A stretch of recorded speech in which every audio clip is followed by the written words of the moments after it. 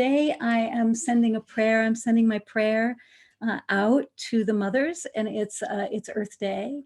And I'm so grateful that, that we are having the experience of being here on Earth Day. And I ask that you pause for a moment and just think about your relationship with the earth, and what does it mean to feel connected? What does it feel to be connected, and to feel connected to the sweet face of Mother Nature and to the earth?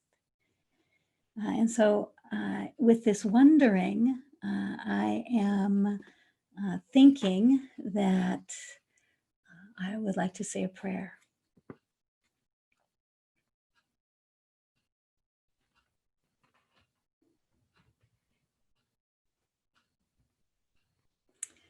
Great and beautiful mystery, I give thanks to you. I'm deeply grateful to do this work and to be your hollow bone. And I ask that whatever wants to come through in our time together, we come to you in a humble way, and we ask your permission to be here together at this time. Thank you, Great Mystery, for being here with us, and we welcome you. Oh, amen. And it's so interesting.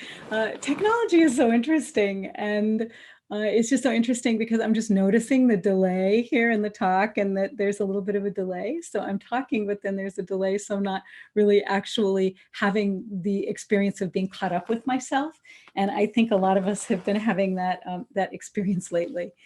And so in my prayer, I would like to ask the Great Mystery to bless us, and especially that there are those who are working at this time in South Dakota and in Sioux Falls. And I'm just asking that you, Creator, that you'll take care of and protect my family there and my friends there. And I'm asking that you will assist and guide those who need it, hold them, protect and guide them. And I'm also praying today because it's Earth Day, and I'm praying for our sweet mothers everywhere, our single mothers, our married mothers, our poly mothers, all the mothers around the world. And the earth is our ultimate mother, and I'm asking that you protect and care for the sweet face of Mother Nature and our relationship to her. And so one of the things that that I've noticed is that we are not really in contact with the earth. We're not in contact with the earth in a way that is empowering for the earth and empowering for us. Many of us, some of us are, but some of us are not in any way connected to the sweet face of Mother Nature in a way that is a blessing and in a way that is beneficial to her and to us. And there's so many different ways to say earth. And I really love, my great grandfather came through Mexico and, or came from Mexico. And he visits me often, Eduardo. And I love the Spanish way of saying earth, and madre tierra. And I love madre tierra. It's mother and earth together, and it really is one thing. It really is one thing. So I think that is a really beautiful way to say thank you, Earth Mother. Thank you for taking care of us and for allowing us to be with you.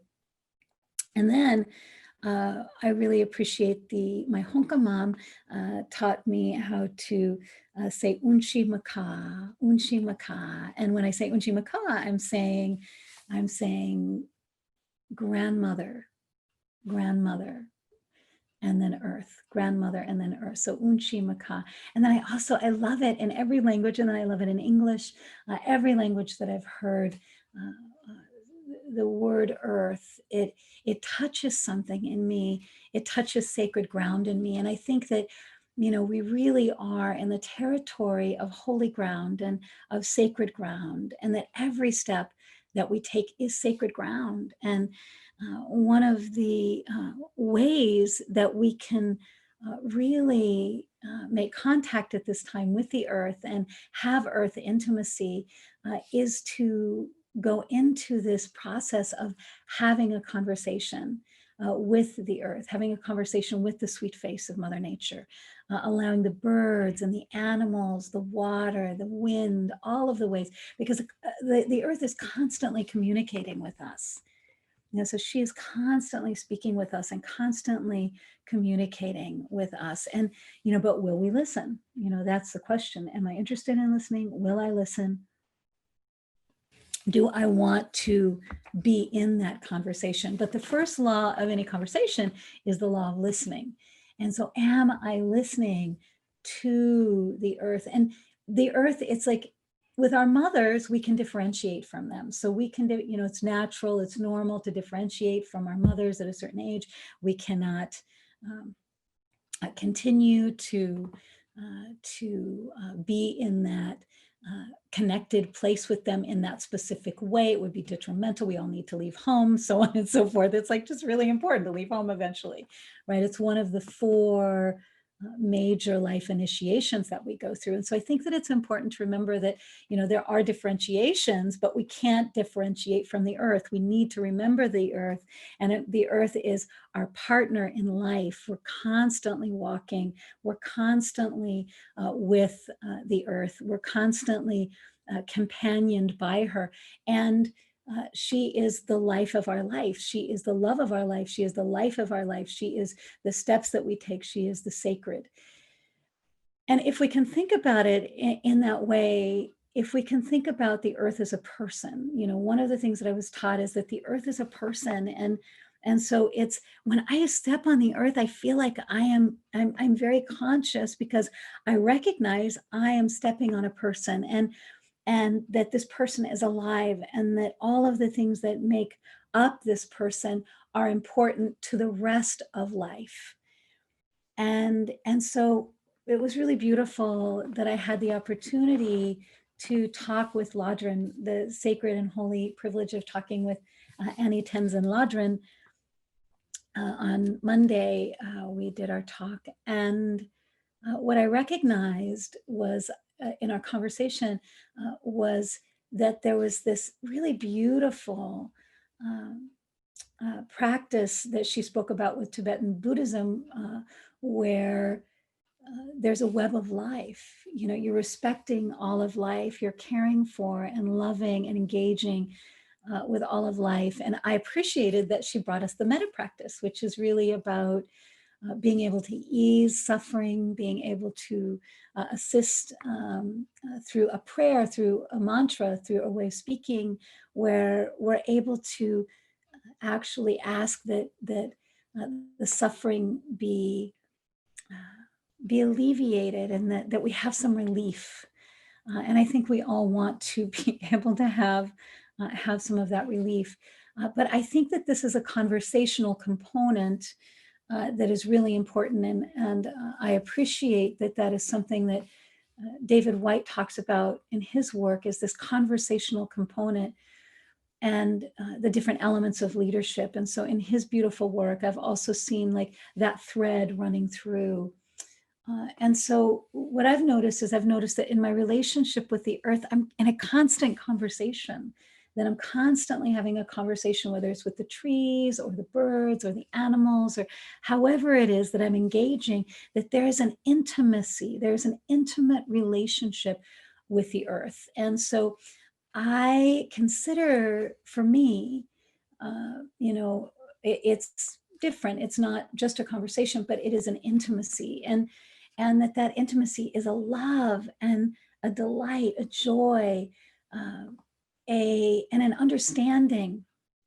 There's also the poem by Mary Oliver, where one of the lines in the poem is something like announcing our place. It's the wild geese high in the clear blue air, announcing our place. And we all have a place, but it is the natural world that is a reflection of what is natural for us as human beings. And so what is natural for us as human beings? What is it that we need to know and recognize as human beings who are part of the earth, who are in an engaged aspect and part of the earth?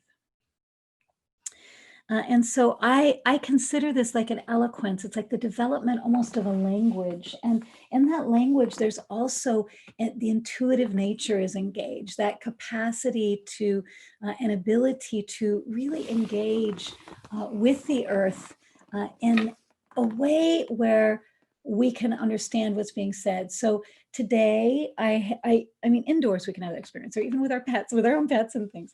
And so what I know is I know that I have a cat, and she came and she up to me this morning, and I was doing something else, and she meowed, and I knew that she wanted water, and I went over, and of course she needed water. So it's that matter of listening and recognizing and coming to a place where we trust the spirit of what is being shown to us, where we trust our intuitive nature, where we trust that, I mean, not that my cat is the earth speaking to me, but my cat is the earth speaking to me, right? And this gets very complicated when we think about, how important it is to engage with the earth and to engage with the uh, cycles and the seasons, and to engage with all of the beings who live here as having their own place, as having their own place in this mystery, in this beautiful mystery of this planet. And so when I think about Earth Day, I think about, as I said, the Earth's birthday. Like, we like to give things birthdays, we like to give dates to things. And the Earth, every day, every day, the Earth is moving above us, below us, within us, all around us. The earth is constantly moving and constantly generating and constantly creating and constantly composting and constantly growing again and again and turning over everything in her expression. And so I had this poem that I really appreciate. This is a poem from the book Small Wonder by Barbara Kingsolver, and it's an excerpt from Small Wonder. And it says, something new is upon us, and yet nothing is ever new. Something new is upon us, and yet nothing is ever new. We are alive in a fearsome time, and we have been given new things to fear. We've been delivered huge blows, but also huge opportunities to reinforce and reinvent our will, depending on where we look for honor and how we name our enemies. The easiest thing to think of returning the blows, the easiest thing is to think of returning the blows. The easiest thing is to think of returning the blows. But there are other things we must think about as well, other dangers we face. A careless way of sauntering across the earth and breaking open its treasures, a terrible dependency on sucking out the world's best juices for ourselves. These may also be our enemies. The changes we dread most may contain our salvation. The changes we dread most may contain our salvation. A careless way of sauntering across the earth and breaking open its treasures. We are alive in a fearsome time, and we've been given new things to fear. We've been delivered huge blows and huge opportunities to reinforce and reinvent our will, depending on where we look for honor. Depending on where we look for honor and how we name our enemies. The easiest thing is to think of returning the blows. But there are other things we must think about as well, other dangers we must face. A careless way of sauntering across the earth, the changes we dread most may contain our salvation. So I would just think about, what are the changes that I dread the most? And and do those actually contain my salvation? And more than likely, I've been finding that the answer is yes, and that this is something. And the discomfort that we feel, the ability to connect with what is most meaningful for us, often involves feelings of discomfort. And if we can follow that discomfort and stay with that discomfort, but in a way where we're also re-enchanted, where we are experiencing our ability to be enchanted with the world and with its offerings, and to know that we are a part of the world and that we are a part of its offerings. And that what's important is that we recognize that the world is offering us to the future beings who will come here and who need to be here and live here with us. And then, of course, those who are coming will go into the future, which we will not arrive in. Our arrival to the future is certain. We will not arrive into the same future they will, that those future generations will. And so how do we create that future for those unborn children? You know, how do we assist and how do we midwife a future for the earth? How do we become, you know, the companion, the helping spirit as a human being on earth? I was also thinking about, there's a poem that I wrote, and it's going to be in the Honey collections that is forthcoming. And it is an award winner, won one of the Yeats Poetry Prizes. And I was thinking of this today when I was thinking about Earth Day, and I was actually thinking about Earth Millennium, like how can we have an Earth Millennium and not just an Earth Day, like the next millennium, like all the millenniums are for the Earth. And so I just think about that, like how can we have this every day? You know, there are 1,000 ways to kneel and kiss the ground is a Rumi poem that I really love. There, you know, I think it's 1,000, maybe it's 100, maybe it's 10,000, but there's a, you know, that we can kneel and kiss the ground and thank the earth and bless the earth and receive the blessings of the earth. And one of the things that I've noticed through the changing seasons is when every day I go out and I do my prayer outside, and when I bow to the earth, when I bow down and when I press my head to the earth or to the ground, I notice that there's a fragrance, that the earth always has this unique fragrance in the same place, day after day, year after year, no matter what. The fragrance will change, and it will change according to the season. So in the fall, like in Idaho, in the fall, when you bow and you touch, it's like you can smell the fragrance of all the harvest and all the berries and all of the ways that the earth is in the conversation with all of the other beings, is in the recognition of all of the incredible ways that this connectedness touches every life, everything that lives here on this beautiful round jewel called Mother Earth, or Makaina, or Madre Tierra, or the Earth, or Earth Day. Earth Day, Earth Morning, you know, Earth Morning, Earth Good Morning, Earth Good Night, Earth Good Evening, Earth Good Afternoon. And so this poem is one that I wrote a few years back, but it's called "I Want to Move Things with My Mind," and it came to my mind as I was thinking about all of these things. And it says, "I want to move things with my mind, like your orange blossom face between my two hands, the delphinium embrace of equinox cradling her white tears, new beginnings. I want to sing you back to yourself in English or French or yellow hypericum. I want to move things with my mind, like you, like dark morello cherries from the ripe fall trees, warm-skinned and deep with Spanish sun, and stain your mouth with dark purple spirits. I want to move things with my mind, like my heart, like oak trees surging up from below the ground, like the color dark, my fingers brown, strong in the earth, divining you, your realness. I want to move something larger than the God's honest truth, and smaller than a safety pin, broken, or Orion's sash open, swaying freely from the brightest red star. I want to make you plant cedars and passion flower vines throughout my body to apex my brow with wonder. I want to make you plant blood orange seeds and belladonna on my mouth with your skin. And when you smile, dark and tilt your head, I want to slide you across the table so fast you'll spill into my arms and forget there was ever a time before I moved you. I want to feel the stone of you heavy in my hand and wear away all but is the earth of you. I want to spin the leaf of you with the motion of my air and the deep watering of you so you'll grow brambles of wild roses instead of hair. I want to move you with my mind and crawl on my knees through the thick undergrowth until I find your spine in my palm, and the dye of forget-me-nots blue on your skin. And the dye of forget-me-nots blue on your skin. And the earth is all of those things.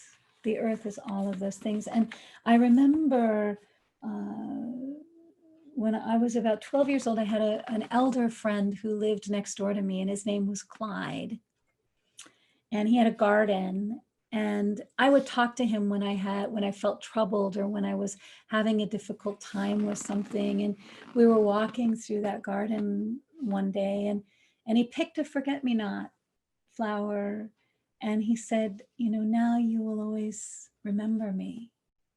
And so I started calling forget-me-nots remember-me's, and that, I think of Clyde, I think of his gifts, I think of his art, I think of he and his wife and the gifts that they gave my life of wisdom and knowledge and experience. And I remember once he put one of his paintings, and I thought his paintings were the best paintings, but he put it next to another painting, and he said, which one do you think is the best? And I said, oh, Clyde, yours is definitely the best. And he said, but this one, Char, this is a Renoir.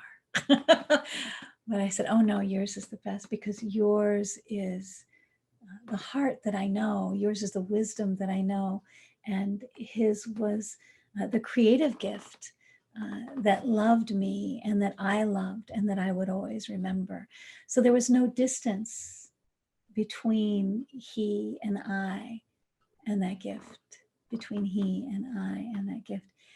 And so I think about Earth Day, and I think about, what are the ways that we're being called to remember the earth? If we could give the earth that little flower that's like, oh, remember me, if she could give us the flower that says, oh, remember me, and that we would remember, that we would be able to have a conversation with her to such a degree that we would know when something is terribly wrong, that we would know when we're making some kind of a mistake, that we would know when the moment that there's a murmur of trouble over the waters, when the waters are not safe, or when there's a tremor of trouble or a tremble of issue with the forests, or if there's an animal or a species that is not being held and cared for and tended, that we would know, that we would feel like a terrible sonancy. We would feel the sound of that animal or that earth, and we would want to be in contact, and we would want to be able to make a difference and to help and to serve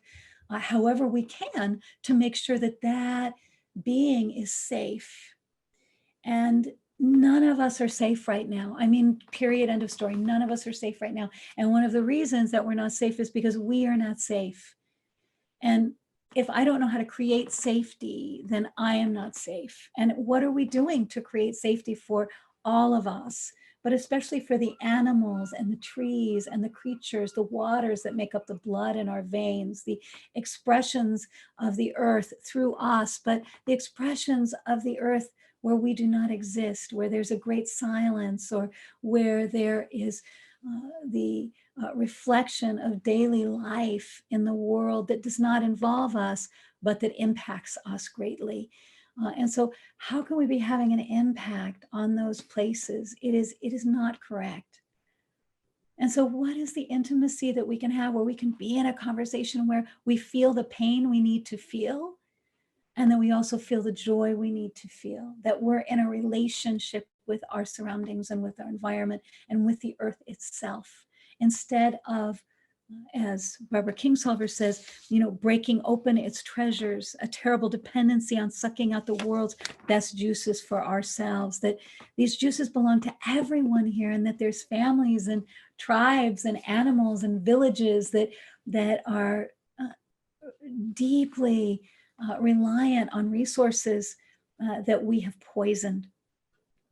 And the most essential thing is that we are able to restore, I believe, our feeling function and our ability to experience an intimacy to the degree that we come back in contact and are able to restore and to heal our instinctual selves. And our instinctual self, or the instinctual self, is an aspect of the psyche, but it's also an aspect of the soul. And the instinctual self knows. It's like I was talking to a client today, and she was saying that, you know, she has a mama bear response when anything happens to her cub, and I feel as though, you know, we need to remember those instincts in all the ways, and that we need to be in contact with that acknowledgement that we do have an instinctual self, and that instinctual self needs its expression, and that we can come to an understanding that it really is time for us to stop the drugs and to stop, you know, taking the drugs that are numbing us, or to allow ourselves really to face and to feel the pain that we've caused ourselves and the planet, and that we can come into a recognition, into a communication, into an intimacy, into a recognition where we're able to have a relationship that is meaningful and that is reliable, but that is also a beauty and a power that is beyond us.